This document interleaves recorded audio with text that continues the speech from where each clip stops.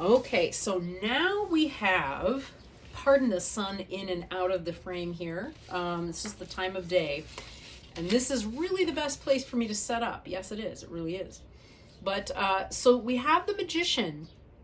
And the Magician is represented by Hayagriva, who I did not know much about before starting this. Hayagriva is worth a deep dive, I think. I mean, any of these could be worth a deep dive. I'm particularly fascinated by a deep dive into Hayagriva because Hayagriva is also known for being able to cure skin diseases, the perpetual haunting of allergies that I struggle to escape from. You know, I'm trying not to use steroid creams as much, but, you know, we do what we can. I appear to be allergic to the soap at school. And, you know, sometimes you just have to wash your hands and you get caught out, right? I don't always have my little bottle of Blue Dawn in my pocket, you know? It's very hard to manage with allergies like that. So that's interesting to me. I mean, he's also known for curing things like leprosy. I mean, you know, entertainment purposes only, obviously, guys, but how cool is that, right? His superpower is healing. He looks like this and he heals skin diseases. Okay, so in Japanese culture, he is a wrathful form of Avalokitesvara. In Tibetan lore and culture, he's known as a yaksha. And a yaksha is basically, this is from Wikipedia, quote, a broad class of nature spirits, usually benevolent, but sometimes capricious or mischievous. A yaksha may be an inoffensive nature fairy associated with woods and mountains. There's also a darker version. I'm going to say that in this case, if he's a yaksha and he was brought into the sort of dharmic pantheon, it is because of his profound compassion, right? Which is represented in so many different ways, even though it's hard for us to see as Westerners in this particular image and iconography, which is for the most part very close. There are a few little areas where he diverges, but let's look more closely at what's being symbolized here. So he's wrathful, so we have the flames. We have wrathful flames all around him. It says irate, by the way, in the book. It says irate manifestation of Avalokitesvara. But the truth is, most of the time it's translated as wrathful rather than irate. But, you know, they're pretty synonymous. You know, sometimes compassionate action is that way, right? It kind of like, if you think of a mother pulling their child out from in front of a car and to keep them from being hit by the car. They might scream and yell or grab the child very roughly to get them out of the way, but it's because of compassion, right? It's because of compassion. There's no intent to harm. There's an intent to save, rescue, prevent suffering.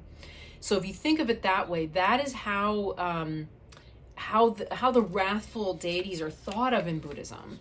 You know, they're carrying swords because they're trying to cut through your delusions, because delusions are what cause us suffering, right? So that is the sort of dharma there. Let me see what I've got here in my notes. Yeah, the implements in each of the 6 arms. In his right arm, he has a vajra, right, which symbolizes enlightenment. In the second arm, he's got the Khatvanga staff, right, which or trident, which represents the 3 kayas, or the 3 realms, right? So we have the Dharmakaya, which is the unformed part of the world. You know, this is a little too deep maybe for some, but, you know, for others, this is important information. So one of the kayas is represented by the skull there at the top, which you probably can't see very well. It's here, and that is the Dharmakaya.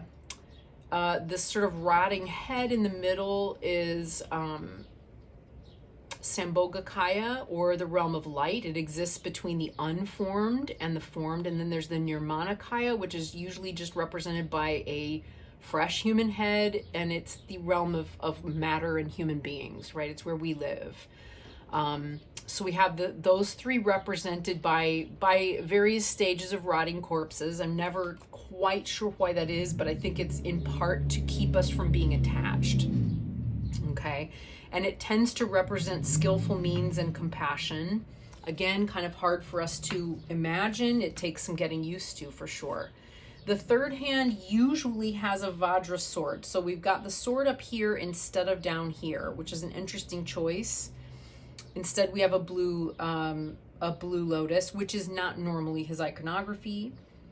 Here we've got the Vajra sword. So the Vajra sword is what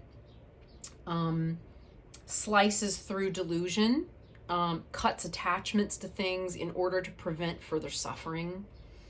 Normally that is the wrathful mudra, and we could say that a lot of what he's doing here it's very, very rock and roll. It's the wrathful mudra, which is normally also pointing directly at the sky. He's also here, he's got a short spear, which again is to cut things, to cut things, stop the mind, etc. And then normally, instead of the blue lotus here, he would have a noose made of human intestines. Again, to really to choke off or cut, take air away from anything that's illusory, or prone to causing suffering. All right. Similarly, stomping on snakes or nagas is another way of preventing suffering. So he's stopping outside influences from reaching us. And essentially, we need to know that his superpower is speech. Okay, so speech and sound and noise. And the way that is represented in Hayagriva is through these three horses at the top of his head. So he's always got three horses as well as three of his own heads. We've got three faces here, and they represent enlightened body, mind, and speech.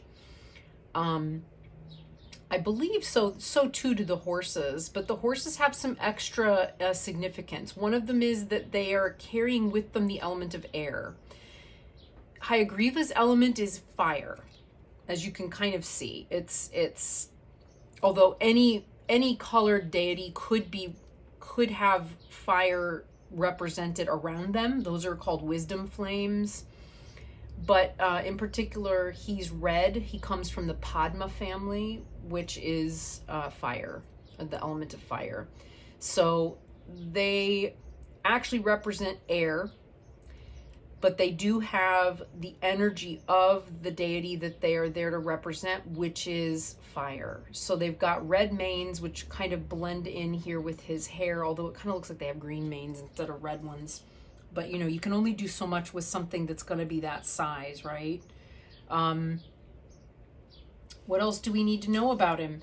Oh, the red manes represent help from the deity. The red sparks that sometimes come off of them, they aren't in this depiction, but sometimes they do.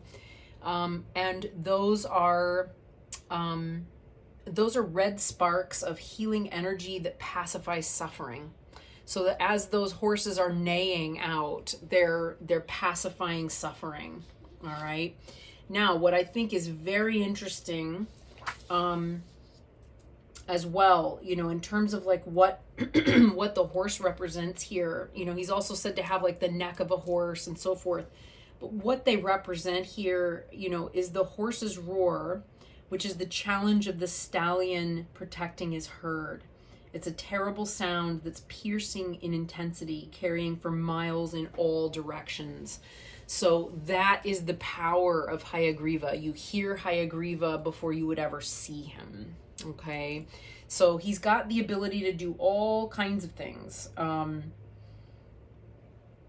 Yeah, wow. And there is not his syllable is the syllable Hri, which is actually the syllable depicted here. So this is the Ace of Cups in this deck. For whatever reason, he made some very interesting choices with regards to how he did his suits, right? But the cups here are fire, and they're represented by the Padma family. which is the lotus, and that is the syllable Hri. And so Hri is what is associated with Hayagriva, and also the Padma family. But if you're using that, it will either summon, Amitabha, who is the Buddha of that family, or it would summon Hayagriva. And unknowingly, I think I've probably been summoning Hayagriva for a long time now. He's very good for working with anger. There's a prayer that I say in Tibetan almost daily. It's the Dechimbarwe for those who, or Dechimbarwa for those who know about it.